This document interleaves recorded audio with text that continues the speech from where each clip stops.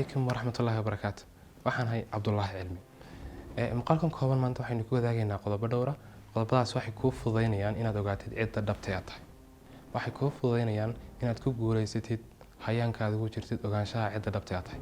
Marar badan nolosheena dadka aynu ku hareereysanahay ama aynu la noolnahay ha noqdaan familkeena, dadkeena asxaabta nahay ama dadka inta badan aynu ku talanahay aynu la joognahay waxay noo dooran waxyaalaha aynu qabanayno, shaqooyinkan ka shaqeynayno iyo kulliyadaha aynu galayno jaamacadaha. Iyagoo ku saleynaya dooritaanka ay noo doorayaan waxyaalaha iyagoo ay jeclaayeen balse aan suurtagelin inay fuliyaan ama waxyaalaha ay markaas filayaan inay dhaqaale iyo wixii lamada ka sameyn karno. Marka aynu raacno waxay dadkaasi noo dooreen waxa lama ahaanshaheeni dhabta ahaa. Waxa milma oo muunad beela cidii dhabteedeenu ahayn. Marka social psychology la joogo ama cilmi nafsiga bulshada lagana sheekeynayo saameynta ay aadamaha isku yeeshaan waxa jirta wax la yiraahdo de-individuation. waxa la yiraahdaa insaanka caadiga waa shakhsi ku dhex dabaalanaya badweyntada. marar badan badweyntaas ina liqda waxaynu ku dhex lunnaa dadka kale. waxa milma oo luma ahaanshaheeni dhabta ahaa. waxaynu ku dhacaa waxa afka qalaad lagu yiraahdo identity confusion ama isgaran weynaa.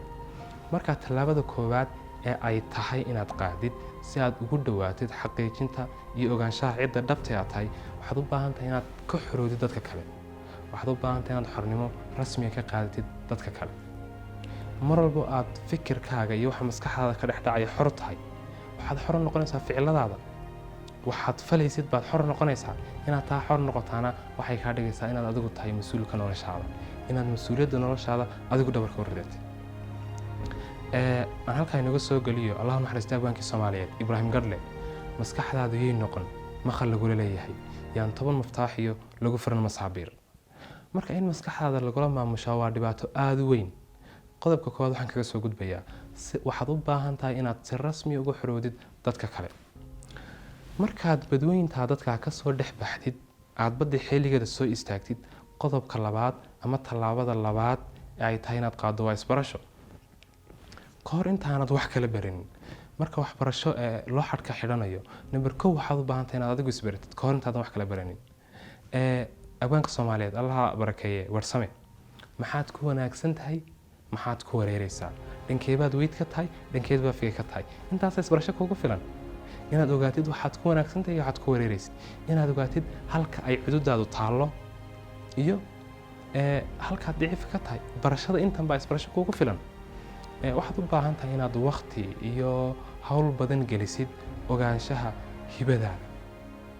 baartaas u hor wax walba waxaad hawl badan gelisaa inaad soo ogaatid halka ay awoodaadu taalo waxaad aadamaha kala dheer tahay ka soocaya maadaama dhamaantaan ay noqonayaan qof la mid aanu jirin waxaad u baahan tahay inaad ogaatid waxa aadamaha kale ka soocaya. markaad ogaatid hibadaas iyo halka uu Allah subhanahu wa ta'ala awoodaada dhigay waxaad u baahan tahay inaad hibadaas aad iyada maal gashatid iyada u hormaal muruq iyo maskax taas ka shaqeey oo u shaqeey wax badan geli. waxaad u baahan tahay inaad adigu ismaal gashatid waayo cid adiga intaad is ogtahay ku ogid ma jirto waxa gudahaaga ka dhacaya maskaxdaada ka dhex dhacaya cid aan adiga ahayn og ma jirto cid adiga kaaga wanaagsan adiga. marka adigu hays hakranin meel cid la haystigin adigu isku kaco isku istaagsay aadamaha ugu istaagaan. waxaad u baahan tahay inaad hibadaada maal gashatid aad baratid kulliyadaha iyo fieldiska hibadaada korinaya kabaya inaad baratid xirfadaha iyo skillska hibadaada iyaguna ka dhigay mid qurux badan oo xaragoonaysa. waxaad u baahan tahay inaad adigu hibadaadaas wax waxay u baahan tahay dhan gelisid si ay iyadu hadhow tolo ku anfacdo. dadka dunidan lama jeerto kulliyadaha iyo waxyaalaha ay barteen xidigaha ka noqday ee dadka xitaa marka ay ku jiraan ay baranayaan dadka baray way ku ixtiraamaan kuwa ay la bartaayna kor bay u eegaan waayo waxay ka noqdeen xidigo. hal shay bay sameeyeen dadka dunidan lama jeertaay waxay kulmiyeen labo hibada ay lahaayeen iyo waxyaalaha ay baranayeen fieldiska iyo kulliyadaha ay galiyeen labadaas ay kordhiyeen ay kulmiyeen. markaas ay labada kulmiyaana waxa soo baxaya wax ay mahadiyaan. qodobka labaad waxaan kaga soo gudbayaa waxaad u baahan tahay inaad si rasmi ah isku baratid. waxaad u baahan tahay inaad hibadaada baadi goobtid xuduudaada halkay taalo raadisid aad adiga isku hawlgashid. markaad isbarashada ka soo baxdid waxa bilaabmaysa oo kuu soo carfi doonta carafta iyo udgoonka cidda dhabta aad tahay. qodobka saddexaad waxa weeye waxaad u baahan tahay inaad yeelatid dabacsanaan, furfurnaan, flexibility inaad yeelatid, inaad dulqaad iyo maskax furnaan yeelatid. maxay kala yihiin marka aad isbaratid waxaad raacaysaa waxyaalaha adiga kuu mudan, waxyaalaha muhiimka kuu ah. dadkii rabay inaad qabatid waxay iyagu kuu dooreen way kaa soo horjeesanayaan. dadka rabay ee aad isku mid ka ahaydeen marka hore welina raba inaad la sii mid ahaatid way kaa soo horjeesanayaan. marka waxaad u baahan tahay labada markay kaa soo horjeedaan qof dulqaad leh inaad noqotid. waxaad u baahan tahay inaad noqotid sidii geedkii badda xilligeeda ku yaalay markay dabaysha weyni timaado inta la liico markay dhaaftana halkiisii kusoo noqonayo. waxaad u baahan tahay inaad qof dulqaad leh noqotid. waxaa la yidhaahdaa noloshu waa koors bilaabmay markaad dhalatay wuxuuna dhammaanayaa goortaad ka baxayso oo ah markaad dhimato. casharada koorsigaas aad ka baranaysid waxay ku imanayaan in the form of personal challenges and obstacles. waxaa dhici dhibaataa kugu dhici, qanaaco la'aan baa iman, deganaansho la'aan nafsiya baa iman, xidhiidhada kaa xumaan. waxaasoo dhani mid walba wuxuu wataa underlined lesson, wuxuu wataa cashar hoosta ka xariiqan. mid walba wuxuu u baahan yahay casharka inaad fahantid. haddii aad fahmi weydid mar kale ayuu kugu soo noqonayaa si aad u baratid. waxaa laga yaabaa inay hal caqabad ku haysto waqti dheer, waayo waxaad baran weydaa casharkay ku waday. marka waxaad u baahan tahay aragtida aad ka haysato caqabadaha noloshu inay noqoto mid ah caqabaduhu adigay wax ku barayaan, adigay ku dhisayaan, waxay kuu diyaarinayaan ruux xooggan oo awood leh.